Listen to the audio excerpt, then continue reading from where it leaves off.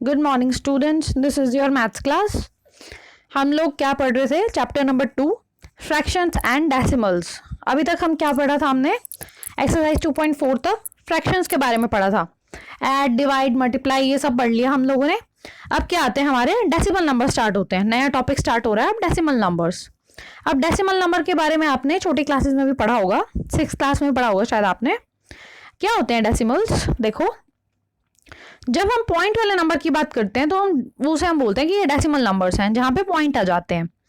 तो और ये नंबर्स को हम कैसे देखते हैं? जैसे पॉइंट से पहले वाले जो नंबर हैं उन्हें हम कैसे पढ़ते हैं? वो तो नॉर्मल वंस, टेंस, 100 ये तो हमें पढ़ने आते हैं, ठीक है। ये वंस टेंस से शुरू होते हैं। पर ये जो पॉइंट के बाद वाले नंबर हैं इनमें वंस नहीं होता, या तो आपको पता ही है। जैसे कि मान लो 0.1 है, तो 0.1 को हम कैसे लिखेंगे? 1/10 लिखेंगे। तो ये क्या हो गया? ये 10th वाला नंबर हो गया। ये पॉइंट के जस्ट बाद वाला नंबर कौन सा होता है? 10th वाला, मतलब वंस नहीं होता उनमें। फिर 10th, 100th, 1000, ठीक है, ऐसे होते हैं। पॉइंट के एक बाद वाला 10th हो गया, उसके दो बाद वाला कितना हो गया? 100 हो गया, फिर तीन बाद वाला कितना हो गया? 1000 हो गया। मतलब अगर हम इसको एक्सपैंड करके लिखें तो कैसे लिखा जाएगा? 3 into 1 होगा, 5 into 10, 2 into 100, 1 10 100 यही होता है, ठीक है, ऐसे लिख दिया। और अगर ये पॉइंट के बाद वालों को हम एक्सपेंड करें तो कैसे लिखा जाएगा? 1 के डिवाइड में क्या आएगा? 10 आएगा, ये पॉइंट से जस्ट बाद वाला है। 4 के साथ में क्या आएगा? 1/100। 7 के साथ में क्या आएगा? 1/1000, ठीक है। तो ये एक्सपेंड करना आपको पता ही है कैसे होता है डेसिमल्स में, ठीक है। एक और चीज आती है, अब मान लो हमें बताना है कि कौन सा नंबर बड़ा है कौन सा छोटा है। अब पॉइंट्स में नंबर दिए हुए हैं आपको, मान लो 15.50 दिया हुआ है और 15.75 दिया हुआ है। तो अब आप कैसे बताओगे कौन सा नंबर बड़ा है कौन सा छोटा है? अब वैसे मान लो पॉइंट की बात नहीं करते हम लोग ऐसे जब देखते हैं कि कौन सा नंबर बड़ा है कौन सा छोटा है तो हम क्या करते हैं? हम नंबर्स को कंपेयर करते हैं।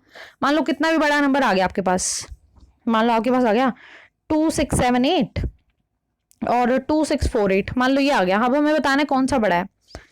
अब तो वैसे तो ये आपको पता लग रहा है, पर मान लो कोई ज्यादा बड़ा नंबर हो तो हम क्या करते हैं? हम कंपेयर करते हैं ना। पहले डिजिट देखो सेम है, ठीक है, आगे चलो। 6 भी सेम है, आगे चलो। 7 और 4, अब 7 बड़ा है 4 छोटा है, तो ये वाला नंबर बड़ा हो गया। ऐसे ही करते हैं ना। तो पॉइंट्स में भी ऐसा ही होता है। अब हम क्या करते हैं? कंपेयर शुरू करते हैं। 1 और 1 को कंपेयर करेंगे, सेम है। 5 और 5 को देखेंगे, सेम है।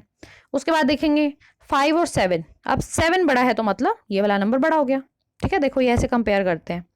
अब 7 बड़ा है तो ये नंबर बड़ा हो गया, ये नंबर छोटा हो गया। ऐसा क्या करते हैं हम लोग? ग्रेटर नंबर फाइंड कर सकते हैं पॉइंट्स में भी। एक और चीज आती है कि मान लो अगर हमें कन्वर्ट करना है चीजों को, जैसे कि मान लो आपके पास दिया हुआ है 3 पैसे। 3 पैसे को हमने कन्वर्ट करना है रुपीज में, तो क्या करेंगे? 1 पैसे इज इक्वल टू 1/100 रुपीज होता है, हमें पता है। चलो ऐसे नहीं करो, ऐसे कर लो। 1 रुपीज इज इक्वल टू 100 पैसे, हमें पता ही ये होता है। 1 रुपए में कितने पैसे होते हैं? 100 पैसे होते हैं। तो एक पैसे में कितने रुपीज हो जाएंगे? 1/100, 1/100 रुपीज हो जाएंगे ना। अब 3 पैसे कितने रुपीज हो जाएंगे? 3/100 रुपीज। अब ये इतना कन्वर्जन तो छोटी मोटी आपको पता है ना, 7th क्लास में हो गए आप लोग, इतना तो आना ही चाहिए आपको। 1 पैसा इज इक्वल टू 1/100 रुपीज, तो 3 पैसा इज इक्वल टू 3/100 रुपीज, ठीक है।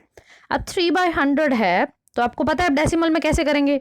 नीचे 2 जीरोज हैं तो ऊपर भी 3 किसके बाद आएगा? 2 डेसिमल के बाद आएगा, मतलब 0.03, मतलब 2 डेसिमल के बाद आ गया ना ये, ठीक है।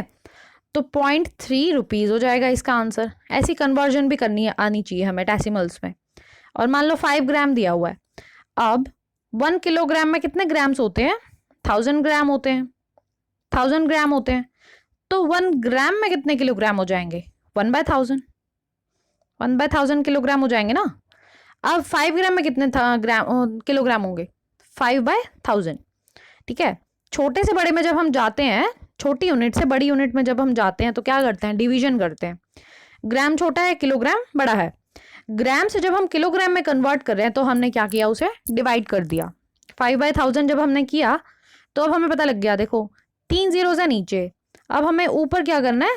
3 डेसिमल के बाद आना चाहिए 5, 1 2 एंड 3। 3 डेसिमल के बाद क्या आ जाएगा? हमारा पॉइंट आ जाएगा। अब ये डेसिमल्स तो आपको आते हैं ना, ठीक है। जब हमने 5/1000 किया तो हमने इसे ऐसे डेसिमल में भी लिख दिया, ओके। चलो अब एक और चीज़ भी होती है कि हमें ऐड और सब्ट्रैक्ट करना भी आना चाहिए। देखो ऐड और सब्ट्रैक्ट में भी कोई बहुत बड़ी बात नहीं है, जैसे हम नॉर्मल नंबर्स को ऐड या सब्ट्रैक्ट करते हैं वैसे ही क्या होता है पॉइंट्स में भी होता है।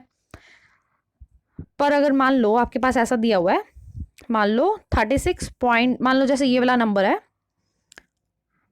35.29 को माइनस करना है 4.56, तो हमें क्या करना होता है पॉइंट को बिल्कुल आमने सामने रखना होता है, उसके बाद वाले नंबर को अलग से लिखेंगे, पॉइंट वाले नंबर को सामने लिखेंगे। जैसे कि मान लो हमारे पास ऐसा कुछ दिया हुआ है 369.59, मान लो ऐसा दिया हुआ है, और एक नंबर हमें ऐड करना है 4567.59, मान लो ऐसे ऐड करना है। अब हम क्या करेंगे, अब हम यूं थोड़ी है कि यहाँ से शुरू कर देंगे 4 5 6 7, यहाँ थोड़ी लिखेंगे, पॉइंट को हम आमने सामने लिखते होते हैं। जैसे मैंने क्या लिखा था 367.59, ये था क्या शायद, अच्छा पॉइंट था, यहाँ पे पॉइंट को पॉइंट के सामने लिखेंगे, 4 5 6 7 को ऐसे लिखा जाएगा। पता है ना आपको, ये पॉइंट को पॉइंट के सामने लिखेंगे, चाहे यहाँ पे कितने भी बड़े नंबर आ जाएं वो एक साइड रहेंगे, पॉइंट से लेफ्ट साइड वाले नंबर लेफ्ट साइड में, राइट साइड वाले नंबर राइट साइड में। ठीक है, पॉइंट्स को हम इधर उधर नहीं करते हैं। ठीक है, फिर उसके बाद एडिशन तो कॉमन ही है, कैरी अगर है तो आगे चली जाएगी, बाकी नंबर्स को हम लिखते जाएंगे। ठीक है, और पॉइंट बीच में आ ही जाएगा जहाँ पे पॉइंट था, ऐड भी ऐसे हो जाएगा और सब्ट्रैक्ट भी ऐसे हो जाएगा। ठीक है, चलो अब ये इसी पे बेस्ड कुछ क्वेश्चन है एक्सरसाइज के। देखो 2 ही क्वेश्चन करेंगे, हम ज़्यादा नहीं कर रहे आज। देखो exercise 2.5 question number 1, which is greater. अब वही ग्रेटर नंबर मैंने आपको बताया कैसे देखेंगे, कंपेयर करके। अब आपके पास एक नंबर है 0.5 और एक नंबर है 0.05। अब हमें पता लगाना है कि कौन सा नंबर बड़ा है। अब आपको ये तो पता है ना कि जीरो के पॉइंट के बाद जब हम जीरो लगाते हैं, कितने भी जीरो लगा सकते हैं हम लोग, उससे कोई फर्क नहीं पड़ता। जैसे कि मान लो हमारे पास 0.5 दिया हुआ है, यहाँ पे दिया हुआ है 0.0, ऐसा दिया हुआ ना 0.05। अब अगर हम यहाँ पे 0 लगा दें तो कोई फर्क नहीं पड़ेगा, पता है ना आपको ये बात। अगर हम यहाँ पे एक एक्स्ट्रा 0 लगा दें तो कोई फर्क नहीं पड़ेगा, क्योंकि पॉइंट के बाद 0 की कोई खास वैल्यू होती नहीं है, हम कितनी भी जीरोस पॉइंट के बाद ऐड कर सकते हैं। ठीक है, अब क्या करते हैं, हम कंपेयर शुरू करते हैं। 0 0 सेम है, पॉइंट सेम है, उसके बाद गए हम यहाँ पे 5 है, यहाँ पे 0 है, 5 बड़ा है 0 छोटा है, मतलब ये नंबर क्या हो जाएगा, ग्रेटर हो जाएगा। देखो ये क्या हो गया, नंबर ग्रेटर हो गया। नेक्स्ट देखो 1.37 1.49, 1 1 सेम है, उसके बाद हमने 3 देखा 4 देखा, 4 बड़ा है तो मतलब ये वाला नंबर बड़ा हो गया। ऐसे इसमें देखो 0.8 है 0.88 है, अब यहाँ एक बार 8 है, यहाँ पे 2 बार 8 है, अब क्या ये वाला नंबर बड़ा होना चाहिए। एक काम करके देख सकते हैं हम लोग, मान लो हमने यहाँ पे 0 लगा दी, सिर्फ किस लिए लगाई, ताकि यहाँ पे भी डेसिमल के बाद 2 नंबर हो जाए, यहाँ पे डेसिमल के बाद 2 नंबर हैं ही, इसीलिए हमने सिर्फ 0 लगाई है। अब कंपेयर करते हैं, 0 0 सेम है, पॉइंट सेम है, 8 8 सेम है।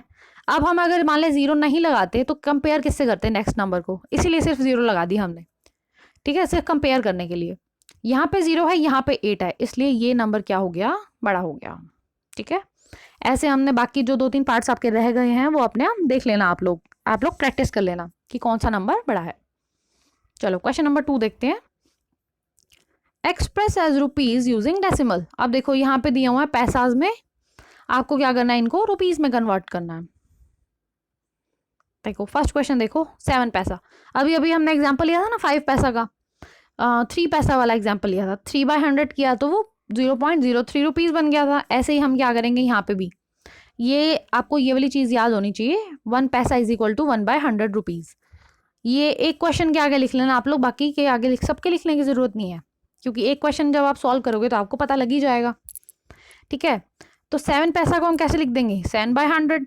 अब 2 के बाद पॉइंट लगाना है हमने, तो 7 और 0, 2 के बाद पॉइंट लग गया। ठीक है, ये क्या कन्वर्ट हो गया, रुपीज़ में बन गया। अब ये पहले पैसा में था, अब ये बन गया रुपीज़ में। ठीक है, एक और है 7 रुपीज़ 7 पैसा, इसे हमने क्या करना है, रुपीज़ में बनाना है। अब 7 रुपीज़ तो रुपीज़ में है ही, अपने आप ही पहले ही है, तो इसको नहीं छेड़ेंगे, इसको एज इट इज़ लिखने देंगे। अब पीछे है 7 पैसा, ये जो साथ साथ में नंबर्स दिए होते हैं, जैसे मान लो 7 रुपीज़ 7 पैसा दिए हुए हैं, इनका मतलब होता है कि ये नंबर्स क्या हैं, ऐड में है। ये जो चीज़ें दो टर्म्स दी हुई हैं हमें, इनका मतलब होता है कि ये दोनों एडिशन में है। 7 रुपीज़ तो 7 ही रहने देंगे, ठीक है, इसको तो हमें कन्वर्ट करना ही नहीं है। प्लस लगा के क्या लिखेंगे, 7 पैसा को। 7 पैसा को हमने पहले क्या लिखा था, 7/100 लिखा था ना, अब भी क्या लिख देंगे, 7/100। अब 7 + 7/100, 7/100 को डेसिमल में कन्वर्ट कर दो जैसे यहाँ किया था, ठीक है। अब एडिशन तो आपको आती है, ठीक है, जैसे अभी देखो यही वाली मैं बात बता रही थी कैसे करना है आपको एडिशन।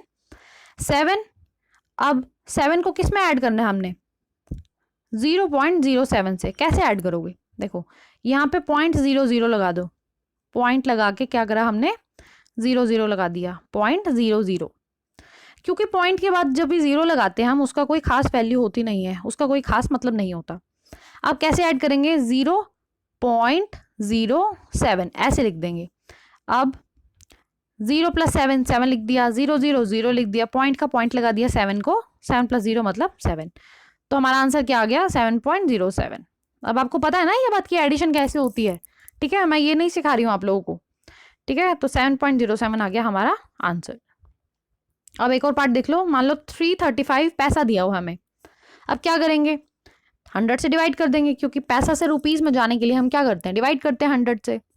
अब हमें क्या करना है, 2 0 रहे हैं हमारे पास नीचे, 2 के बाद डेसिमल लगाना है, तो 2 के बाद जब पॉइंट लगाएंगे तो क्या आ जाएगा, 2.35, मतलब 2 रुपीज़ 0.35 पैसा। ये आंसर हो गया हमारा, 2.35 रुपीज़, ये हो गया हमारा, ठीक है। ये क्या आ गया, रुपीज़ में आंसर आ गया।